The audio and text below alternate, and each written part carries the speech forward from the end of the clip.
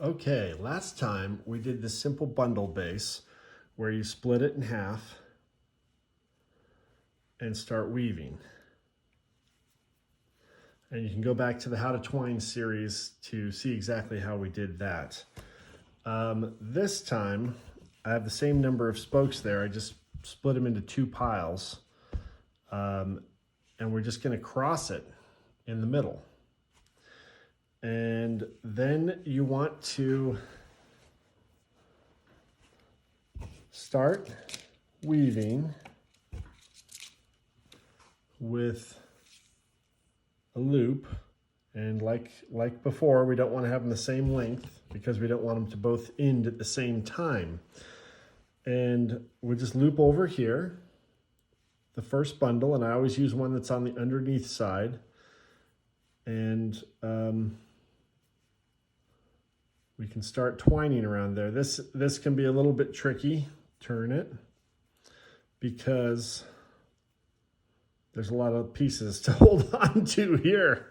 But the first go round, you can be fairly loose and just get one all the way around, and then give each end a tug. A good tug as you're pulling on it, and then you can kind of tidy it up. And keep going. And one reason to use this space, I like this one the best. I use this the most often. You can fit more spokes in the same amount of space. Now I can see I've gone twice around. You can kind of see the two there. So this is back to my beginning. I see I had marked a beginning previously. That's not the same one anymore. So this is the beginning here. We'll take the one to the left and mark it, and that way we can keep track of how many times we're going around easier. And you can fit more spokes this way without having this bump in the center be so large. The next base will show you can fit even more spokes without having the bump be so large.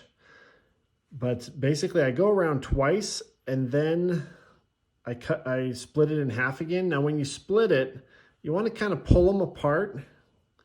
Give some space for that weaver to go in there and pull it down. So split them like we did last time, where they want to split. That's where they want to split, and make some space so you can fit that weaver in between without having too much of a gap. Now you can see you'll get these little gaps in here. See that right there and right there? This is especially happens when you're splitting.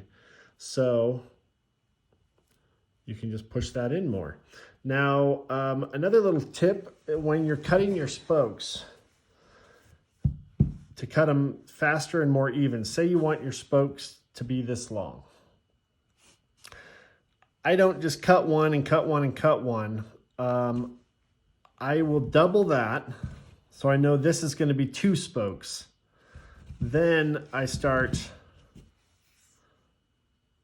unraveling here, so that's 4 spokes.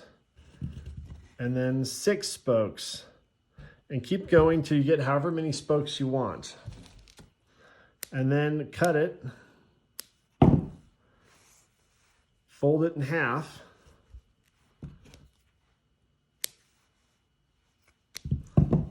and then you've got your spokes right there. And when you fold it in half, you automatically have 2 bundles that are equal.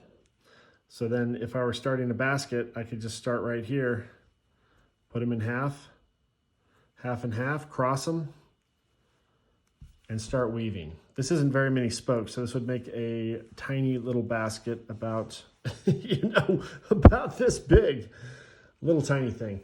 So the cross base is a really nice one to work with. It's really one of my favorites.